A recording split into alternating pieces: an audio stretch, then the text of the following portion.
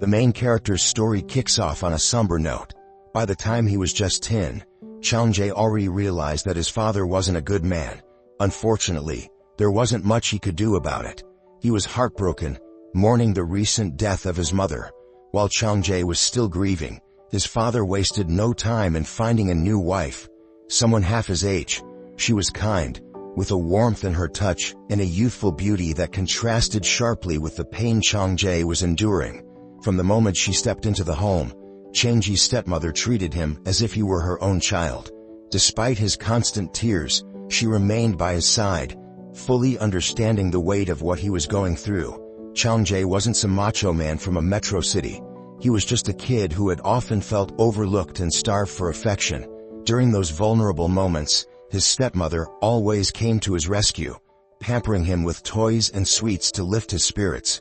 Doing her best to fill the void left in his heart, Chang-jae never enjoyed taking baths, but for the sake of cleanliness and health, it had to be done. These moments became quite the ordeal for his stepmother, as she had to coax him through every bath time. When he got into fights with his friends, she was always nearby, stepping in to break things up before any serious trouble could escalate. There is a time skip that is not 10 days long but 10 years. Chang-jae is now a young man, lounging on the couch, minding his own business when a sudden phone call interrupts his routine. He's asked to meet someone at the station. Although not eager to go, he grudgingly gets up, ready to leave. But just as he's about to head out, strange noises catch his attention from a nearby room. Curious, he checks it out and finds his stepmother struggling to carry a heavy bucket of water as she tried to tidy up the place. Their relationship was still as strong as ever. She loved him as much as any mother would, but lately, Chang-jae had been feeling a growing sense of unease around her. As the stepmother strained with the bucket, some water splashed onto her, and Chang-jae couldn't just stand by. He rushed to help her, making quick work of the task she was struggling with. Concerned, he thought to himself that if she kept carrying such heavy loads, her back would surely start to hurt. He couldn't bear the thought of her suffering. Despite Chang-jae's concern, his stepmother insisted she could handle the task on her own. She tried to brush it off, determined to show she wasn't struggling.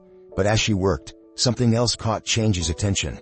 2 balls of ice cream, completely covered with syrup, bothered the guy, so he asked to hide them back in the freezer as soon as possible. Flustered, his stepmother nervously told him not to focus on them, scrambling to think of an excuse. But Chang-jae remembered why he'd gotten up in the first place. Throwing on his stylish windbreaker, he casually warned her that he wouldn't be gone long, so she could wear whatever was comfortable while he was out. As he left, he made a conscious effort to avoid thinking about his stepmother's talents, keeping his focus on where he needed to be. In order to cope with his insatiable desire for adventure, he met up with his girlfriend, and they went to a hotel. The girl was quite popular at their educational institute because she stood out for her beautiful appearance, good manners, and diligence. She met the main character thanks to their mutual friends, and they eventually started dating. Their dinner had been going on for a while. The sausage was so hot that the girl had to blow on it for quite some time before she was fully satisfied. Even though the guy was in the company of such a beautiful lady, his thoughts were still focused on his stepmother. The attentive girlfriend quickly noticed that Chang-jae was distracted and decided to ask what was bothering him. But instead of answering, the guy offered to flip the hot dog bun. The girl, being a good cook herself, insisted that the bun should be held vertically so the sauce wouldn't leak, making it easier to place the sausage correctly. Minji tried her best to please the guy with her culinary skills and conversation, but all of Chang-jae's thoughts kept revolving around the time he had spent with his beloved stepmother. He was so preoccupied with this that he shared his feelings with the girl. After finishing cooking, the girl decided to leave the kitchen, realizing that the guy had been thinking about someone else the entire time. She was deeply hurt and said she didn't want to see him again. Their breakup was quick, but later it became clear that it might have been for the best. Struggling with his emotions and desires, Chang-jae decided to join the army. His stepmother asked him to return unharmed, but the girl's parting words weighed heavily on him. Nevertheless, Chang-jae resolved to endure whatever trials lay ahead.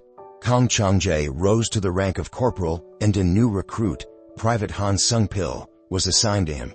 The young man was curious about what the senior officer was thinking, but Changjae answered without hesitation that his thoughts were with his family. Despite his deep love for his family, however, Changjae didn't share Sungpil's admiration for his sister. Sungpil adored his sister so much that, like Major Hughes, he showed her photo to everyone he met. Sungpil even reasoned that he wouldn't mind if Changjae married his sister, since that would make them family. Yet, Changjae managed to calm the overenthusiastic private. Nevertheless, Sungpil handed a photo card to the corporal, showing off his sister, who was undeniably a beauty. As fate would have it, Changjae had recently met the girl in the photo. Her name was Han Sungi, and she had been looking for a store that sold military clothes and supplies. The moment Changjae noticed her, he immediately called out to her. She was shocked when Changjae knew her name. Her tsundere personality didn't reveal itself right away, so he couldn't have predicted that she'd try to bite his hand in frustration. Changjae calmly explained that he was a senior officer of Sungpil, but she was still worrying about how he had learned her name. Before the situation could escalate further, her brother suddenly ran up to them. Back in the present, Changjae was jolted from his memories by something strange. He had initially thought the guy nearby was about to show off another photo of his sister, but instead, the guy pointed toward a bizarre glow in the distance. The eerie light came from seemingly nowhere, and it unnerved them both. It was nighttime, yet the glow wasn't from the moon.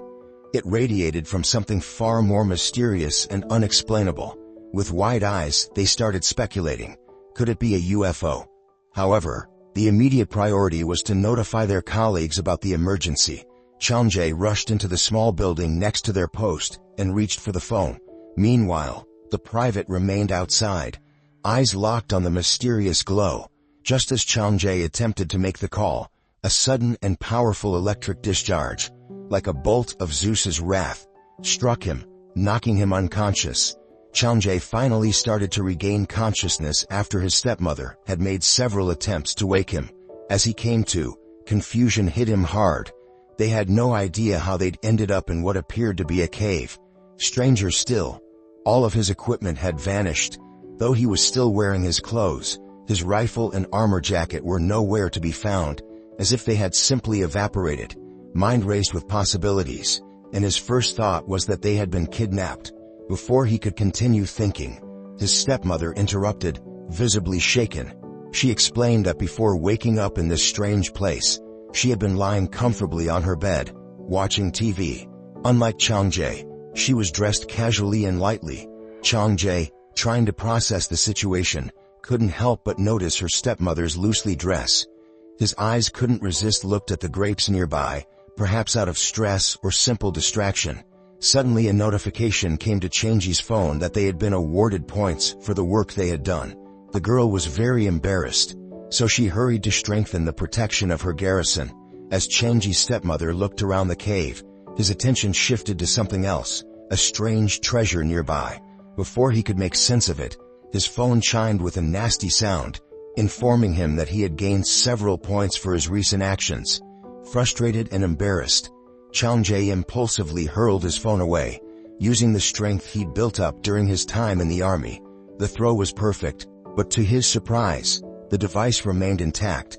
Moments later, a new alert popped up on the screen, stating that the phone couldn't be destroyed or discarded.